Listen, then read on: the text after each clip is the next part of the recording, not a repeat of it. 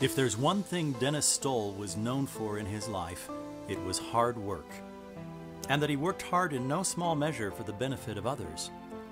For nearly a quarter century, his labors as a public servant were marked by a keen and well-learned insight into the needs of rural Utahns and by his reverence for the outdoors. And it is clear he had a love for Southern Utah University and embraced its importance to our region and beyond. Born in Ogden in 1944, Dennis was raised on a remote ranch 100 miles north of Elko, Nevada. He attended a one-room schoolhouse with 2 to 10 students through the 8th grade before moving on to Elko High School and graduating in 1962. Life on a ranch was not one of leisure, and Dennis dutifully performed all manner of chores as a boy, while also exhibiting the uncommon initiative that would characterize his life. He would come to be known as a tough cowboy, and he learned early the value of fully applying himself to all tasks and made it his crusade to always achieve his potential. In so doing, he stood as a marvelous example to others. Dennis served an LDS mission to Denmark and then spent a brief time at Weber State College, where he met on a blind date a Parowan girl attending Utah State University named Marilee Adams. The life he had planned was then sidetracked a bit when Dennis was drafted into the Army. However, he made sure to marry Marilee the first chance he got, and she too adapted to military life, teaching first grade while the couple was at Fort Lewis, Washington. The newlyweds had some worries about the Vietnam War at the time, but there were other plans in store for them. Dennis's entire unit received orders to deploy for a year in the combat zone, while Dennis alone was sent to work in the Finance Corps at Bremerhaven, Germany, near the Denmark border. He was joined there by Marilee, and it was there that the couple welcomed their first child. Dennis later earned bachelor's and master's degrees from BYU and worked as a smelting engineer for Kennecott Copper in Salt Lake City and Ely, Nevada, and as a project manager for Martin Marietta Corporation in Oregon. In 1980, Dennis moved his family to Parowan, where they purchased the family ranch and made a living raising cattle, sheep, and alfalfa hay. He owned and operated several small businesses and earned numerous patents on several innovations especially related to agriculture. He dove fully into Parowan life, building his own home with solar heating and working the land and livestock.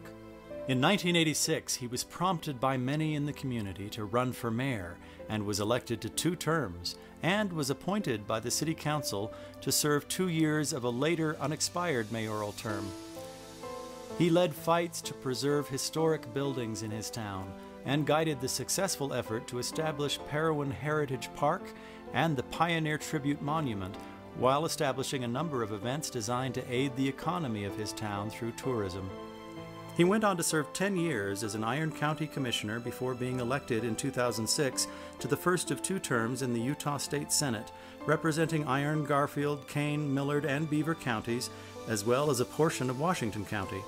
Among many distinctive acts in the Senate, as well as on the County Commission, he championed Utah's Scenic Byways program, essential to the tourism industry that has become so important to our region. Along the way in his civic career, he made an indelible mark upon life in his adopted hometown and in his county, exhibiting wisdom and an exceptional ability to rationally analyze the needs and issues of his region.